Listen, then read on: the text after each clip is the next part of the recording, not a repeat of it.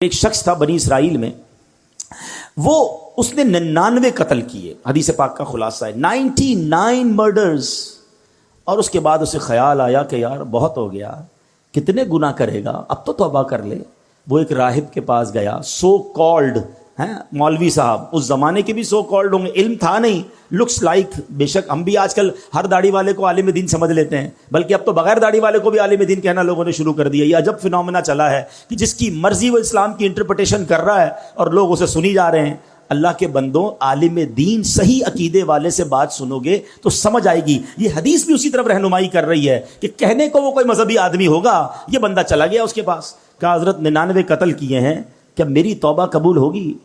وہ بندہ، اس نے کہا خدا کا خوف کر، 99 بندوں کا قاتل، تیری توبہ قبول نہیں ہونی۔ اس نے اس بندے کو اللہ کی رحمت سے مایوس کر دیا۔ اب وہ پہلے ہی قاتل تھا، اس نے کہا چلو پھر سینچری پوری کرتے ہیں۔ اس نے اس راہب کو بھی مار دیا، 100 قتل کر لیے۔ پھر خیال آیا نہیں، غلط کیا، توبہ کرنی چاہیے۔ پھر کسی عالم دین کے پاس گیا، اب عالم دین نے کہا کہ نہیں، تمہاری توبہ قبول ہو جائے گی، گھبراؤ نہیں، اللہ کی رحمت سے مایوس نہ ہو۔ ایسا کرو، فلاں علاقے میں نیک لوگوں کی ایک بستی ہے، تو اس ادھر چلے جاؤ اور ان نیک لوگوں کے قریب جا کر اللہ کی بارگاہ میں دعا کرنا، تو اللہ کریم جو ہے تجھ پر رحمت فرما دے گا، تیری توبہ قبول کر لے گا۔ یہ بندے نے نیت کی، اچھی نیت، اور چل پڑا۔ اللہ کی شان دیکھو، راستے میں اس کا انتقال ہو گیا۔ عذاب کے فرشتے آ گئے، ہم لے جائیں گے، 100 بندوں کا قاتل ہے۔ رحمت کے فرشتے آ گئے، ہم لے جائیں گے، توبہ کی نیت کر لی تھی، چل پڑا تھا، اللہ سے دوستی کا ارادہ کر لیا تھا، یہ چل پڑا ہے۔ اب دونوں قسم کے فرشتوں میں ایک طرح سے بحث شروع ہو گئی۔ عذاب کے فرشتے کہتے ہم لے جائیں گے، توبہ کی تھوڑی تھی، گھر سے نکلا ہی تھا، ارے 100 تو قتل کر دیے ہیں۔ رحمت کے فرشتے کہتے نہیں، اللہ کی راہ پہ چل پڑا تھا، دل میں شرم اور ندامت آ گئی تھی، ہم لے جائیں گے۔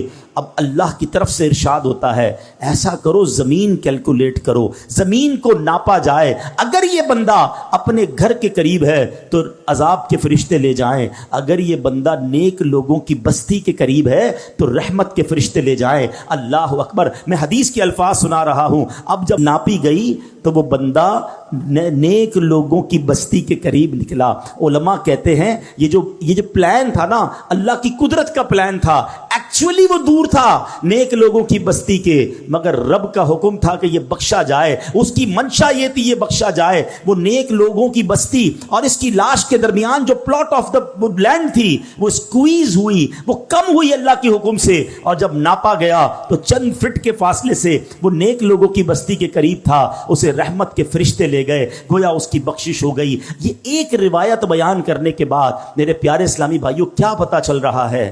وہ رحیم، وہ کریم، وہ توبہ قبول کرنے والا ہے، وہ معاف کرنے والا ہے، اس کی رحمت چاہتی ہم بخشے جائیں۔ مگر یہ بندہ ہے جو توبہ نہیں کرتا، یہ بندہ ہے جو اس کی بارگاہ میں سر نہیں جھکاتا، وہ اس سے دوستی نہیں کرتا۔ میرے پیارے اسلامی بھائیوں، اس حدیث سے ایک اور بہت خوبصورت بات سیکھنے کو ملی ہے۔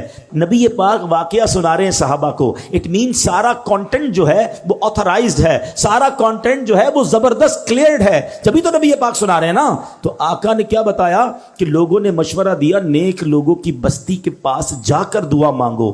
اٹ مینز کہ اگر آج بھی کوئی اللہ والوں کے پاس اگر حیات ہیں تو ان کی صحبت میں جا کر دعا مانگے، اور اگر دنیا سے چلے گئے ہیں اور ان کے مزار کے پاس جا کر اللہ سے دعا مانگے کہ اللہ ان کے صدقے، نیک لوگوں کے صدقے، مبارک جگہ کے صدقے میری توبہ قبول فرما لے۔ تو جہاں رحمتیں برس رہی ہو ادھر جا کر دعا کرنا، ادھر جا کر اللہ سے مانگنا، یہ اس حدیث سے ثابت ہے۔ تو پتہ یہ چلا اللہ والوں کے جہاں قدم لگیں، اللہ والے جہاں عبادت کریں، اللہ والے جہاں موجود ہوں، اگر وہاں جا کر دعائیں مانگی جائیں، اللہ مجھے اور آپ کو بار بار مکے مدینے کی حاضری عطا فرمائے، مقدس مقامات کی حاضری عطا فرمائے۔ وہاں کا سفر کر کے رب سے جب وہاں جا کے بندہ مانگتا ہے تو بگڑی بن جایا کرتی ہے۔